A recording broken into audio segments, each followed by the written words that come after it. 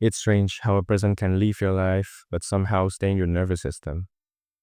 There's no contact now, no messages, no presence. But the body still reacts like it's waiting for something that already ended. There were days where I genuinely felt like I owned the world, where I woke up lighter, moved faster, laughed without rehearsing it in my head. The days where I thought maybe this is it, maybe I'm finally okay. I remember thinking I had reached the end of something, and then boom, one random day, one random sound, one random place, one random sentence that wasn't even about her, and suddenly everything collapses back into the version of me I thought I already buried. In seconds, I go from feeling normal to feeling like the most broken version of myself. Like progress was just an illusion. Like healing was temporary access, not permanent residence. And that switch is terrifying because it makes me doubt every good day I ever have.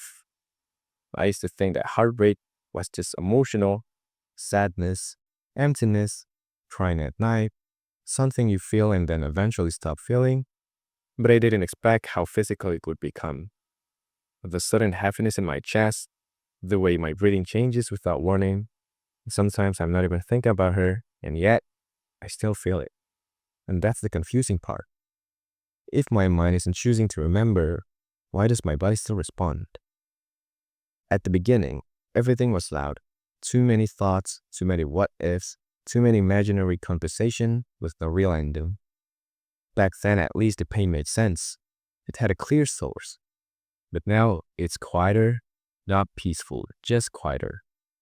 The memories don't attack me as often anymore. They pass like background noise. Sometimes I notice them, sometimes I don't. Time didn't erase anything. It just rearranged where everything sits. I don't miss her in the obvious way people expect. I don't sit around wishing she'd come back. What I miss is smaller, quieter. I miss feeling emotionally safe without thinking about it. I miss not monitoring my own reactions. I miss not being on alert inside my own head. Guilt is still here too. Not loud, just seated. It doesn't argue with me anymore. It doesn't need to. I already know what it's about. Sometimes it feels like punishment, not from anyone else, just from my own awareness of what went wrong. And I don't even know if that punishment is still fair anymore. But fairness stopped being the point a long time ago. People talk about healing like it's about letting go. But nobody really explains what you're supposed to do with parts of you that only exist because you got hurt. Do you remove them, rewrite them, or just accept that this is the updated version of you? Because I don't feel broken. I feel recalibrated. Like the volume on certain emotions got permanently adjusted. Things that used to excite me feel quieter now. Things that used to feel small feel heavier. And closeness feels more complicated than it used to. Not because I don't want connection, but because I now understand how much it can cost. There are moments where I want closeness, I really do. And yet, the moment it starts to feel real, my chest tightens like it's anticipating impact. Not because the person in front of me is dangerous, but because my body learned danger from someone who once felt like home. And that contradiction still confuses me.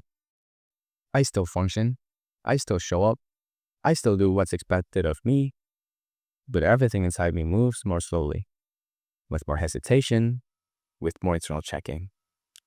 Somewhere along the way, I became quieter with people, not because I don't care, not because they did anything wrong, but because my body learned something during that heartbreak. Sometimes I reply slower, sometimes I pull back, sometimes I choose distance without fully knowing why. And I need to say this clearly, that avoidance isn't cruelty. It isn't indifference. It's a trauma response. It's my nervous system trying to prevent another overload before my mind even gets a say. I don't ghost people because I want to disappear from their lives.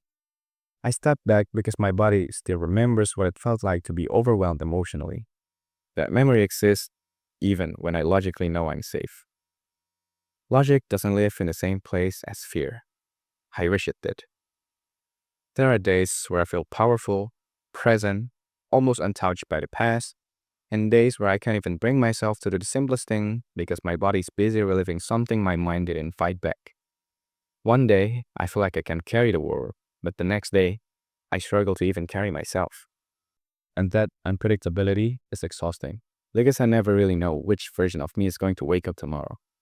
The one that feels capable or the one that feels like everything's too heavy again. Sometimes I wonder if this is healing or just a different form of survival. Because numbness doesn't feel intense. It feels neutral. Like fewer emotional spikes, fewer collapses, but also fewer highs. I don't think I became colder. I think I became more careful. Someone who still feels, just with extra layers in between. I didn't wake up one day numb. I practiced it without realizing. Every time I swallowed a reaction, every time I choose silence over honesty, every time I told myself I was fine when I wasn't. Numbness didn't arrive suddenly. It grew in the background like a coping strategy that overstayed its purpose. And now it feels permanent in places. On the outside, I look okay. I do my work, I respond, I participate, I exist. But internally, I'm always measuring how much of myself it's safe to bring into a room. I don't open slowly because I'm mysterious. I open slowly because my nervous system still believes speed equal danger.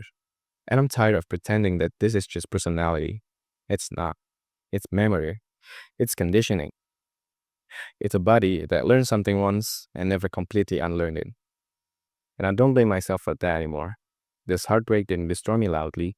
It didn't turn my life upside down in a cinematic way. It quietly altered how I move through people, how I interpret silence, how I anticipate endings before beginnings even feel real. It taught my body to expect absence even in presence. And those lessons didn't ask for my permission. This is what a heartbreak did to me, not dramatically, not all at once. It slowly rewired how I protect myself, and I'm still here. Not because the damage is gone, but because I learned how to live around it. No villain in the story, no one to point at, no one to blame. Just a person trying to make sense of what changed inside him after something he didn't walk away from untouched. No lesson neatly wrapped in hope, no clean recovery arc, just honesty, just a quiet admission that I'm still learning how to feel without bracing for impact.